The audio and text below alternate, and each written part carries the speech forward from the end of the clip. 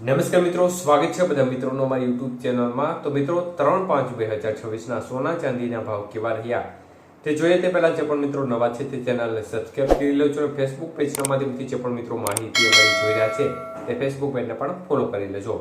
સૌપ્રથમ આજે ચાંદીના ભાવ જોઈએ તો 1 ગ્રામ ચાંદી 265 રૂપિયા, 8 ગ્રામ ચાંદી 2120 રૂપિયા, 10 ગ્રામ ચાંદીનો ભાવ આજે 2650 રૂપિયા, 100 ગ્રામ ચાંદી 26500 રૂપિયા અને કિલો ચાંદી આજે 2,65,000 રૂપિયા સુધીના ભાવ રહ્યા હતા। તો મિત્રો ખાસ કરીને ચાંદીની બજારમાં આજે પ્રતિ 1 કિલોએ ફરી એકવાર 1000 રૂપિયાનો મોટો વધારો જોવા મળ્યો હતો। જ્યારે આજના 22 કે સોનાના ભાવ જોઈએ તો 1 ગ્રામ સોનાનો ભાવ આજે 13,840 રૂપિયા, જ્યારે 8 ગ્રામ સોનાનો ભાવ આજે 1,10,720 રૂપિયા, 10 ગ્રામ સોનું 1,38,400 અને 100 ગ્રામ સોનાનો ભાવ આજે 13,84,000 રૂપિયા સુધી રહ્યો હતો। તો આજના 22 કે સોનાના 100 ગ્રામના ભાવની અંદર 3,000 રૂપિયાનો વધારો જોવા મળ્યો હતો।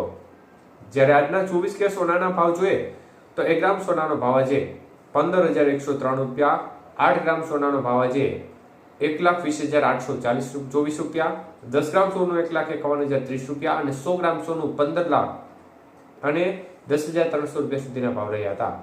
તો આજના 24 કે સોનાના 100 ગ્રામના ભાવમાં 3,800 રૂપિયાનો વધારો જોવા મળ્યો હતો। જ્યારે આજના 18 કે સોનાના ભાવ જોઈએ તો 1 ગ્રામ સોનાનો ભાવ આજે 11,330 રૂપિયા, 8 ગ્રામ સોનાનો ભાવ આજે 90,640 રૂપિયા, 10 ગ્રામ સોનું 1,13,300 રૂપિયા અને 100 ગ્રામ સોનું 11,33,000 રૂપિયા સુધીના ભાવ રહ્યા હતા। તો મિત્રો ખાસ કરીને 18 કે સોનાના 100 ગ્રામના ભાવની અંદર 3,800 રૂપિયાનો વધારો જોવા મળ્યો હતો।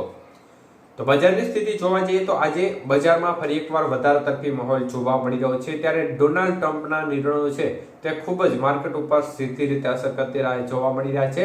એક નિવેદન એવું આપ્યું હતું કે હવે યુદ્ધ સંપૂર્ણપણે બંધ થયું છે। છેલ્લા થોડા દિવસથી કોઈ પણ પ્રકારની મુવમેન્ટ ઈરાન અને અમેરિકા વચ્ચે જોવા મળી રહી નથી। આ નિવેદન અમેરિકાના ડોનાલ્ડ ટ્રમ્પે આપ્યું હતું। તો આ નિવેદનની પોઝિટિવ ઇફેક્ટના પગલે માર્કેટમાં પોઝિટિવ માહોલ જોવા મળ્યો હતો, જેના પરિણામે બજારમાં સામાન્ય સુધારો જોવા મળ્યો હતો। જોકે તેના થોડા સમય બાદ ફરી એકવાર નિવેદન એવું આવ્યું કે સ્ટ્રેટ ઓફ હોર્મુઝ છે તે વચ્ચે હજી એક પ્રકારની તકરાર ચાલી રહી છે, તેમાં કોઈ સંધિ થયેલ નથી। બંને દેશો વચ્ચે હજી પણ જે માહોલ છે તે તકરાર ભરેલો યથાવત જોવા મળી રહ્યો છે।